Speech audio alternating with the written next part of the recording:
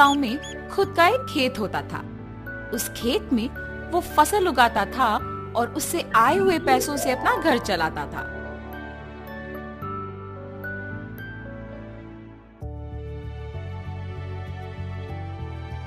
हमेशा की तरह इस साल भी फसल तो मैंने उगा दिया। अब गर्मी की मौसम शुरू होने वाली है, जल्द ही तरबूज के बीज डालने पड़ेंगे। ऐसे सोचकर तरबूज के बीज लेके अपने खेत की ओर जाता है। अरे रे, मैं तो भूल ही गया कि इस साल गांव में पानी नहीं है। मुझे अपने खेती के लिए पानी कहीं से भी लाना होगा, वरना इस साल मैं अपना घर नहीं चला पाऊंगा। ऐसे अपने आप में सोचते हुए दुखी होता है। इतने में उसके पड़ोसी खेत का मालिक विश्वनाथ रमैया को देख उसके पास आता है। अरे रामैया, इतना क्या सोच रहे हो कि मेरा आना भी देखा नहीं तुमने? विश्वनाथ, तुम्हें तो पता है कि मैं हर साल चावल के फसल के बाद तरबूज उगाता हूँ, मगर इस साल गांव में पानी ना होने के कारण मैं तरबूज नहीं उगा सकता हूँ। मैं अपना घर कैसे चलाऊंगा? क्या तुम पानी के बारे में इतना सोच रहे हो? उसमें क्या है, इस सारे गांव में सिर्फ मेरे ही खेत में तो मोटर है। मेरे मोटर का उपयोग करके तुम हमेशा की तरह अपने खेत में तरबूज उगाओ। मैं तुम्हारा एहसान कभी नहीं भूल सकता हूँ। ऐसे कहकर उसके खेत में मौजूद मोटर के सहायता से पानी का उपयोग करके तरबूज उगाता है। कुछ ही महीनों में उसके खेत में तरबूज अच्छे उगते देख बहुत खुश होता है। हर साल से ज्यादा तो इस साल तरबूज उगे हैं, इनको बेचूंगा तो बहुत सारे पैसे मिलेंगे। ऐसे सोचकर सारे तरबूजों को बेचने दुकान जाता है। वहाँ दुकानदार तरबूजों को लेके पैसे देता है। ये सब उसी दुकान के पास मौजूद विश्वनाथ देखता है। रमैया को तरबूज के फसल उगा के बहुत सारे पैसे मिले हैं। मेरे पानी देने के वजह से ही ये उसके लिए मुमकिन हुआ है, इसीलिए आए हुए पैसों में आधा हिस्सा मुझे मिलना चाहिए। इसके बारे में मुझे रमैया से पूछना होगा। रमैया, मेरे पानी देने के वजह से ही तो तुम इतने तरबूजों को उगा सके हो। हाँ, आपने सच ही कहा है। उस दिन आपने अगर पानी नहीं दिया होता तो आज मेरे हाथों में पैसे नहीं होते। अगर मैं तुम्हें पानी नहीं देता तो तुम्हारे पास आज पैसे नहीं होते ना। मतलब तुम्हारे हाथ में जो पैसे हैं उसमें आधा हिस्सा मुझे मिलना चाहिए ना। ठीक है जी, आपको सिर्फ इन पैसों में आधा हिस्सा चाहिए ना, लीजिए, आप ही की वजह से तो ये मेरे पास आए हैं। ऐसे खुशी से पैसे देता है। मैंने सोचा कि तुम पैसे नहीं दोगे, लेकिन तुमने मेरा एहसान वाकई चुका दिया। मेरे पूछने पर बिना सोचे तुमने पैसे बस दे दिया।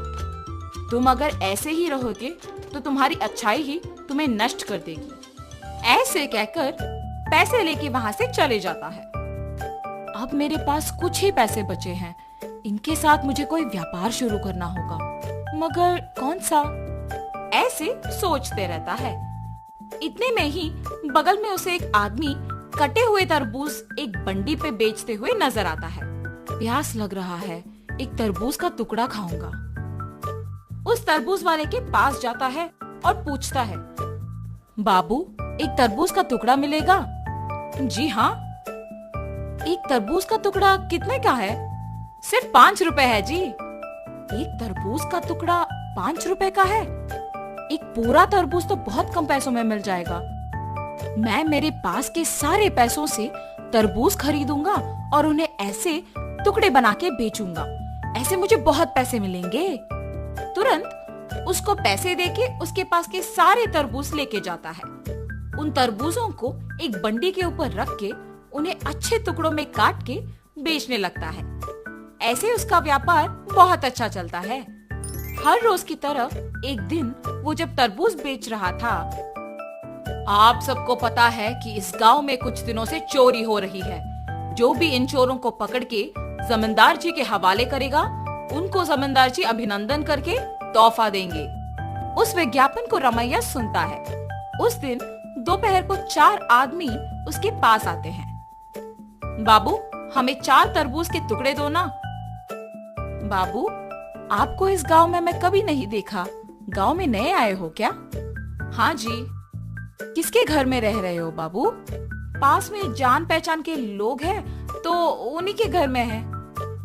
इतने में रमैया को सुबह का विज्ञापन याद आता है। वो लोग भी हिचकिचाते हुए उसको पैसे देके जल्दबाजी में वहाँ से निकल जाते हैं। मुझे इन लोगों को देख के लग रहा है कि यही वो चोर हो सकते हैं। इनका पीछा करूंगा तो सच पता चल जाएगा, मेरा शक भी चला जाएगा। ये फैसला करके उनका पीछा करता है। उन लोगों को एक घर में घुसते हुए देखता है। खिड़की में से उन लोगों को देखते रहता है।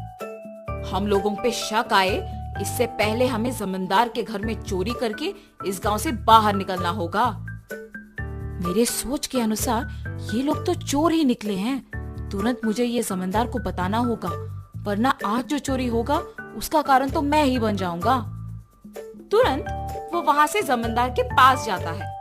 जमींदार साहब, जमींदार साहब। अरे क्या हुआ रामैया, यहाँ आए हो? इस गांव में हो रही चोरियों के पीछे जो लोग हैं वो मुझे पता है, यही बताने आपके पास आया हूँ मैं। इतना ही नहीं, मैं उन्हें ये कहते हुए सुना कि वो आज आपके घर में चोरी करने वाले हैं, इसीलिए तुरंत आपके पास आया हूँ। ऐसे सब कुछ जमींदार को बताता है। क्या तुम्हें पता है कि वो लोग कहाँ हैं? जी साहब, पता है। सेवकों, तुम लोग अब रामैया के साथ जाके उन चोरों को पकड़ के मेरे पास लाओ। जी प्रभु। जमींदार के आज्ञा के अनुसार सेवक उन चोरों के घर जाके उनको पकड़ के जमींदार के पास लेके आते हैं। उन चोरों को पकड़ने के लिए गांव वालों के सामने रमैया का अभिनंदन किया जाता है और जमींदार उनके वचन के अनुसार उनके जायदाद में एक हिस्सा उसको देते हैं। तुम्हारे अच्छाई की वजह से ही तुम उनके जायदाद में एक हिस्सा पाए हो।